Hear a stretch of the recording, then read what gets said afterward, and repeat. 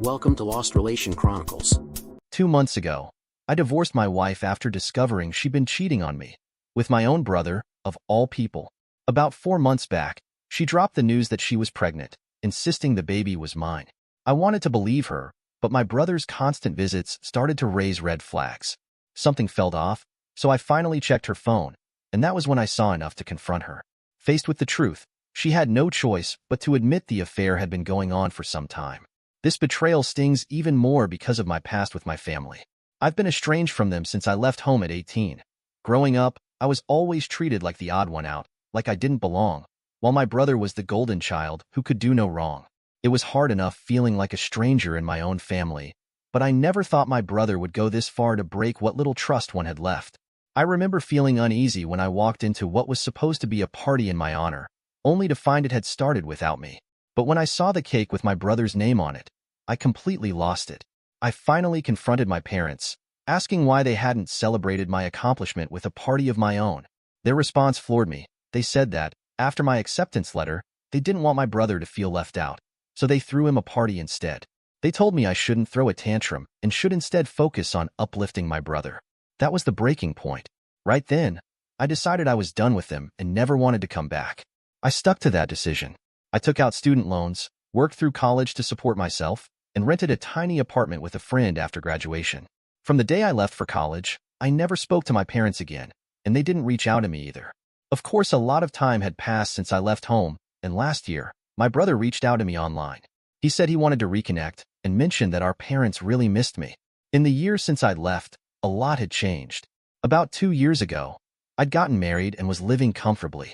But honestly, I hadn't ever fully moved on from what happened between me and my family, so I agreed to meet them.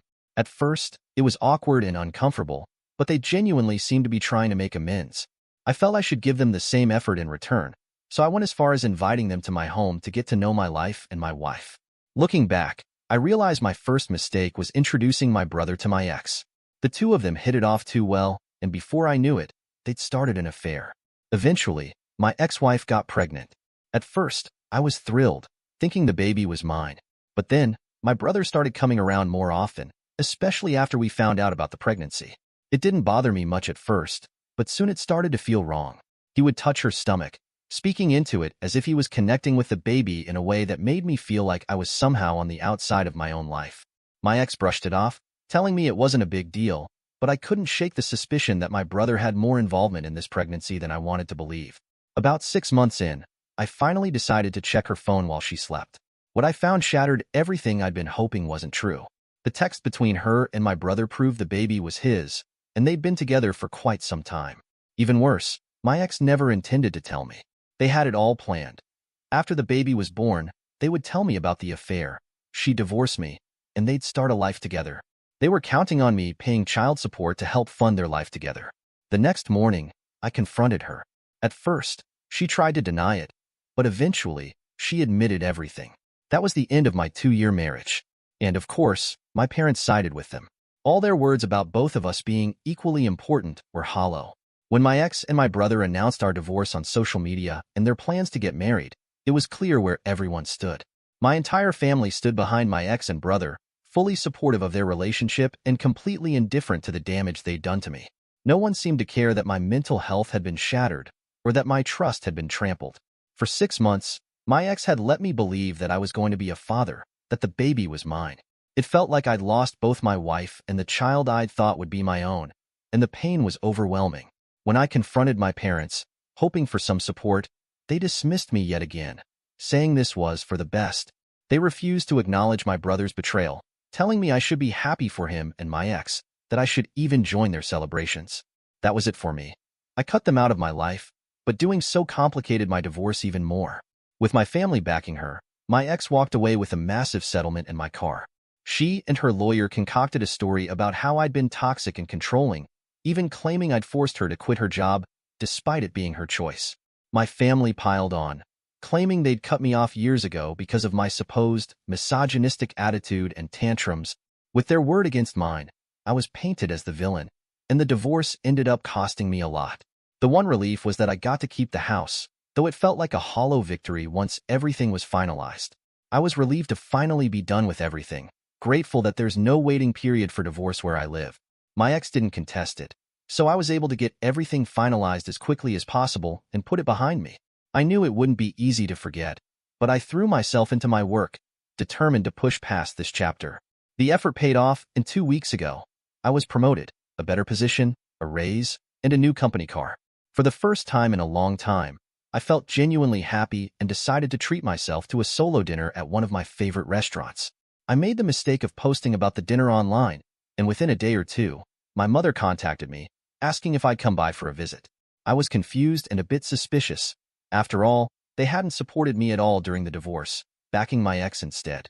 I tried ignoring her messages, hoping she'd give up, but then the calls started coming non-stop. Eventually, when I didn't respond, she actually showed up at my office. My mother wouldn't take no for an answer at my office, refusing to leave and eventually getting into an argument with the receptionist. It was embarrassing, so I promised her I'd visit in a few days just to get her to leave. A couple of days later, I finally went to see them. My family had used the settlement money from my divorce to move into a bigger house to make room for the baby, who'd been born just over 3 weeks earlier. I suspected the alimony was helping with the bills too, but at this point, the amount I was paying was a small fraction of my income, so it didn't bother me. When I arrived, my brother wasn't there, and my ex was asleep.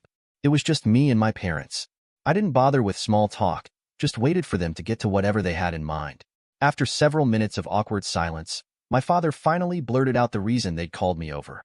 My brother had been fired, and the alimony and settlement money weren't enough to cover their expenses anymore. My parents, who had retired long ago, were now struggling to pay the bills, especially with a newborn in the house. They'd seen my post about the promotion and wanted me to help them out financially since they were running low. I was stunned that they'd even think to ask me for help after everything they'd put me through. For a few moments, I was speechless, just processing the sheer audacity of the request. But then, as the shock faded, I realized I didn't need to entertain any of this. I had nothing to say, and I was under no obligation to support people who had betrayed me so completely. I simply got up and walked out without saying a word. As I opened the door, I was surprised to find my brother standing there. My parents were urging me to stay and listen, but my brother looked alarmed at my presence. I still didn't say anything and continued to leave. It was pouring rain, and it was just a short walk to where I had parked my car on their lawn, so I ended up getting completely drenched, which only added to my terrible mood. At this point, I might have been the jerk in the situation because my parents and brother followed me outside. While I was digging through my pockets for my keys, my brother decided to make one last plea for help. It was strange to see him so humbled. He had always been smug and arrogant due to how our parents had favored him. It must have taken a lot for him to ask, so I figured they were being truthful about their tough situation. Anyway, I lost my cool and told them to leave me alone, saying they could beg on the streets if they were really that desperate for cash. I figured a stranger who didn't know them would be more likely to take pity on their situation than I would. After that, I got in my car and drove away, leaving them out in the rain. I won't lie. It felt satisfying to finally stand up for myself after they'd mistreated me my whole life. Now, it's been 2 days since that confrontation, and I'm starting to second-guess myself. My mother has been texting me non-stop, and I feel a surge of guilt for not helping them. I know I have the means to send them a little money, and it wouldn't really hurt me.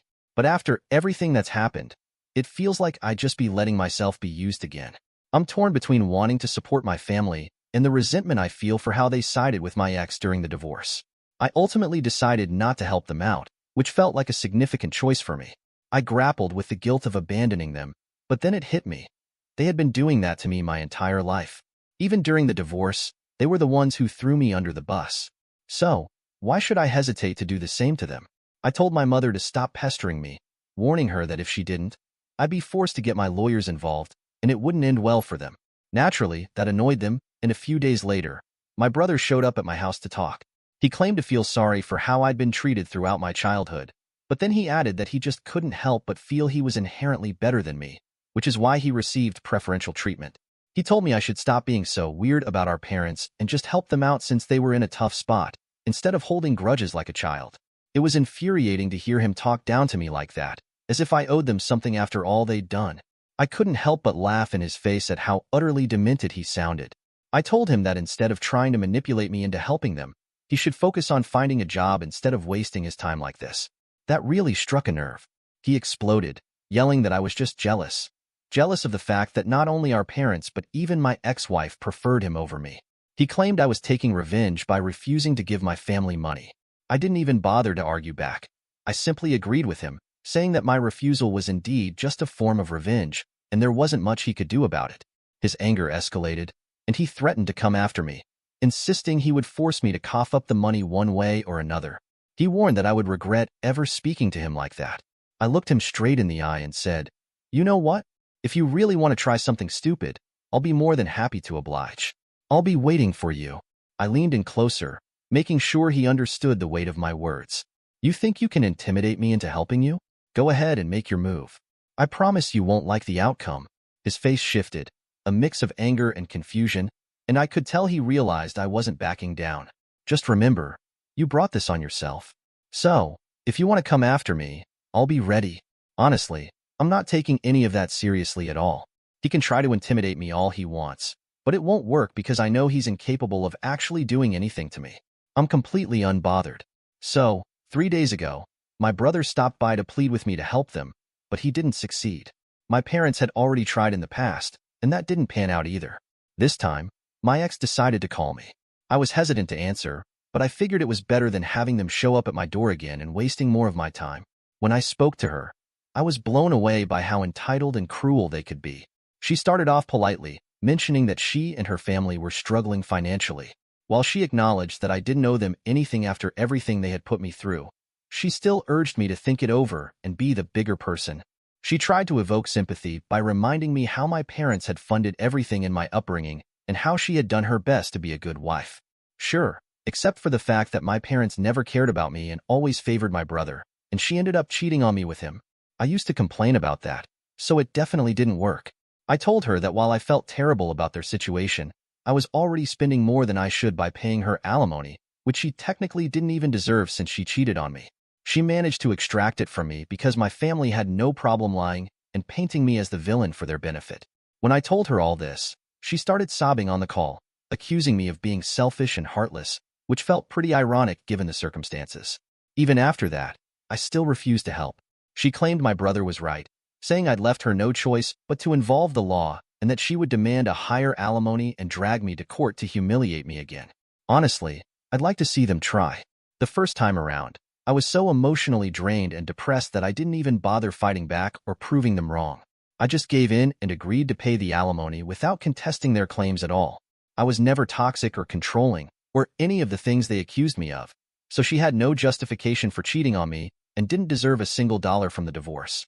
But at that time, I didn't care.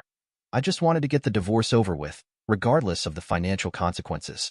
This time, I'm ready to fight and ensure that I teach my family a lesson they won't forget.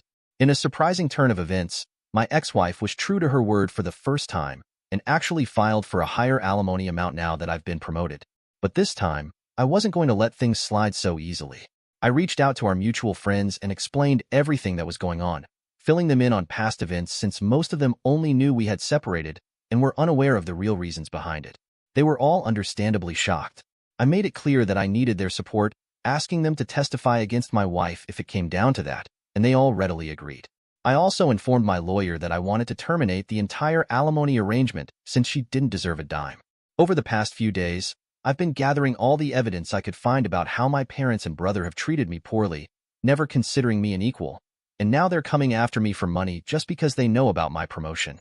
I'd had enough, and it was time to rid myself of these disgusting parasites once and for all. I wasn't going to waste time worrying about their feelings. I managed to convince some of my cousins, who had witnessed how I was treated like an outsider in my own home while growing up, to speak on my behalf. They were kind enough to agree, even though we were never particularly close. My lawyer was pleased with the evidence we had gathered, telling me it was airtight and we might actually be able to stop paying alimony. It was already known that she cheated on me, but my ex had painted me as the villain while portraying my brother as the hero who rescued her. All of that was a lie, and even though I hadn't fought back the last time, I was determined to set the record straight this time. When I presented several video testimonials from friends and relatives in my favor, my family had nothing to say for themselves. Those testimonials proved that everything my family had claimed was false and that I wasn't the person they made me out to be. I suspected they thought they would be let off the hook as easily as last time, but I wasn't that emotionally fragile anymore. In fact, everything they had put me through had made me much stronger. The judge looked over the documents before glancing at my ex-wife with a firm expression. Ms. Brown, after reviewing your case and considering the circumstances, I must inform you that since you are now remarried, you no longer qualify for alimony. Your ex-husband is no longer liable for your maintenance, as his financial obligations to you have ceased with your new marital status. This court finds that alimony is intended to provide support for a spouse who is unable to support themselves after a divorce, and your current situation does not warrant such assistance. Therefore, the request for an increase in alimony is denied. There was a palpable silence in the courtroom as the words sank in, and I could see my ex's expression shift from expectation to disbelief. The judge continued, "If you have any further concerns, you may wish to consult with your attorney, but as it stands, this ruling is final. It was officially determined that I no longer had to pay alimony to my ex-wife, thanks to the new evidence that came to light." I felt like the happiest man alive as I realized it was finally over. The smug expressions on my family's faces were completely wiped away, and my ex looked on the verge of tears, but honestly, I couldn't care less about her emotions at that point. I was just done with it all. I had planned to celebrate with some delicious takeout and a movie, but, of course, my family had to do everything they could to ruin my moment of happiness. As I approached my house, I noticed my brother's car parked right outside, which puzzled me. When I walked in, I found my family standing at my door, blocking my entrance. I was taken aback and momentarily at a loss for words, but I resolved to act like it didn't faze me. So I took a deep breath and walked right up to them, maintaining my composure. "What do you want?" I asked, my voice steady.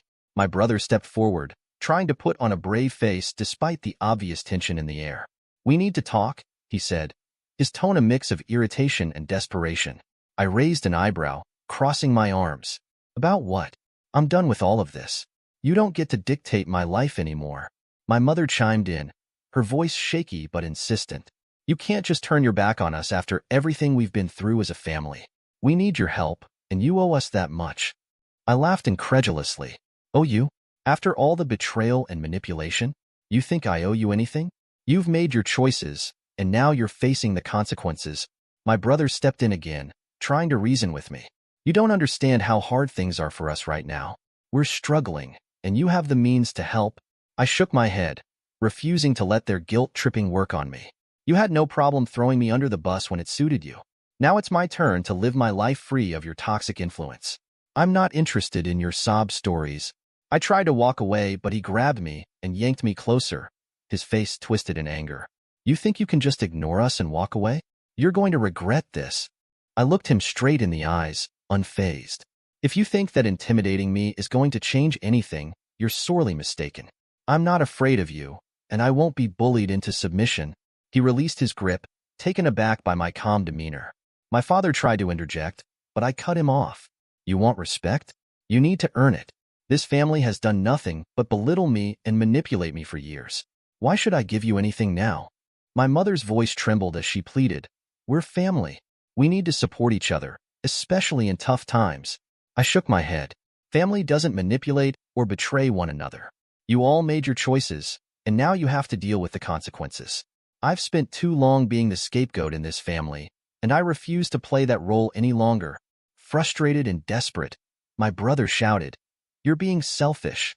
You've changed since you got that promotion. You think you're better than us now." I shrugged, a small smirk forming on my lips. "No, I just realized I don't have to put up with your nonsense anymore. I've worked hard for what I have, and I won't let you drag me back down." I told them to leave my property if they didn't want me to call the police. "You can't just kick us out like this," my dad shouted, stepping forward. "You should be ashamed of yourself for what you've done today." "Why should I be ashamed?" I replied, trying to keep my voice steady. "I owe you nothing." He continued, "You have no sense of responsibility toward your family. You've betrayed us all by refusing to help when we needed you the most." After he finished, I chose not to respond or engage. I stood there in silence, arms crossed. I wasn't going to give them the satisfaction of provoking me. "Are you really going to ignore your own father?" My mother chimed in, her voice rising with frustration. "You need to treat him with respect." I simply looked at her, keeping my expression neutral. "Respect is earned," I said quietly. "You've all made your choices." Their faces twisted with anger. My dad stepped closer, his voice dripping with disdain. "What's your plan? Just sit there and pretend we don't exist?" "I'm not pretending anything," I shot back. I just refuse to play your games. I could see my brother fuming beside them, clearly hoping for a huge confrontation. After a moment of tense silence, he snapped, grabbing me by the collar. You think you can just walk away from your family like this? I met his gaze evenly. Let go of me, or I'll call the police. You're trespassing. Their desperate tactics were not going to work this time. My silence seemed to infuriate them even more. I knew they hoped to get a rise out of me, to provoke me into doing something rash, but I wouldn't fall for it. I could see their frustration mounting, clearly hoping for a huge fight, but nothing of the sort was happening. After some more yelling, my brother finally snapped and grabbed me by the collar. Let go of me, I said, trying to shake him off, but he didn't relent. In a fit of rage, he swung at me, but my dad managed to pull him back just in time. You're just a jealous loser, he yelled, glaring at me. You'll never amount to anything. I couldn't help but laugh at the irony of it all. Here was my brother, an unemployed guy still living with our parents and begging for money, calling me a loser. Really? Coming from you, an unemployed loser who live with his parents? That's rich, I shot back. Enough, my dad shouted, trying to regain control of the situation. I took a deep breath, my patience wearing thin. Listen, you all need to leave. If you don't, I'll call the cops. And given how broke you are, you might want to make a run for it in the next 5 minutes. They exchanged glances, realizing I was serious. After a moment of begrudging silence, they finally backed off and left. 3 days later, I heard a loud knocking at the door. I peeked through the peephole and saw my brother, flanked by my parents, looking angrier than ever. My heart raced at the thought of their return, and a mix of anxiety and determination surged through me. Before I opened the door, I quickly grabbed my phone and called the police. Yes, I need to report a potential threat. My brother and my parents are here, and I believe they might try to attack me, I said, keeping my voice steady. The dispatcher assured me help was on the way, but it would take a few minutes. Taking a deep breath, I opened the door, ready for whatever was about to unfold. Look who finally decided to show his face, my brother spat, stepping forward aggressively. You think you can just call the cops and hide behind them? You're a coward. Stay back, I don't want any trouble, I warned, trying to keep my composure. But he stepped closer, his fists clenched. You're not going to get away with what you did. You're going to pay for this. Before I could react, he lunged at me, a wild look in his eyes. I instinctively stepped to the side, dodging his swing. Get away from me, I shouted, adrenaline coursing through my veins. Just then, I heard sirens in the distance, getting closer. My brother's frustration grew as he stumbled slightly, and I saw my chance to push him back. You need to leave now, or you'll regret it. But he didn't listen. He was too consumed by rage. He charged at me again, but this time I braced myself, ready to defend myself. Stop right there, I yelled as he closed the distance, adrenaline pumping. My parents stood behind him, shouting for him to calm down, but their pleas fell on deaf ears. I knew the cops would arrive any moment, and I didn't want to escalate things further, but I also couldn't let him attack me. Just back off, I shouted again, trying to create space between us. The tension in the air was palpable as I prepared for the worst, hoping the police would arrive in time. As my brother lunged at me again, I could feel the weight of the situation crashing down. I knew I had to defend myself. He came at me with a wild swing, but I ducked and countered with a swift jab to his jaw. The impact resonated through my knuckles, and I could see surprise flash across his face. Is that all you've got? He sneered, wiping his mouth with the back of his hand. But the anger in his eyes told a different story. Fueled by adrenaline, I followed up with a second punch, landing squarely on his ribs. He stumbled back, gasping for breath as his face twisted in fury. Now you've really done it, he shouted, his voice a mix of anger and disbelief. You think you can just hit me and walk away? I'm going to make you regret this. His rage ignited like a wildfire, and I could see his muscles tense, readying for another attack. I knew I needed to stay on my toes. He was mad now, and that only made him more dangerous. Just back off, man. This isn't worth it, I pleaded, trying to reason with him, but the look in his eyes showed that he was beyond reason. He charged again, fury radiating off him as I braced myself for what was about to come.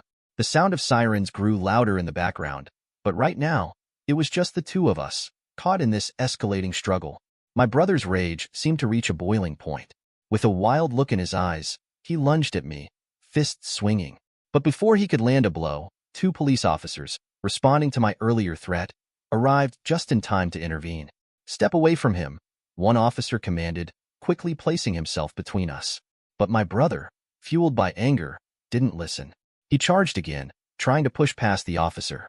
Just then, K9 unit officer stepped forward, releasing his trained dog.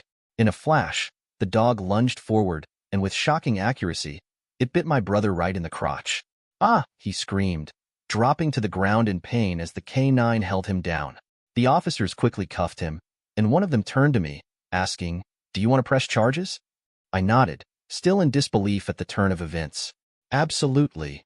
Your brother is in big trouble now," one officer said, shaking his head. My brother glared at me, but it was too late. They loaded him into the squad car, and I overheard them discussing the charges. "Attempted murder," one officer said, his voice heavy with disbelief at my brother's actions. "What?" I thought, realizing my brother had exaggerated the story to the police. The idea of him trying to frame me for something that serious was chilling. As the police car pulled away, my parents rushed up to me, their faces a mix of anger and disbelief. "What have you done?" my father shouted, pointing an accusatory finger at me.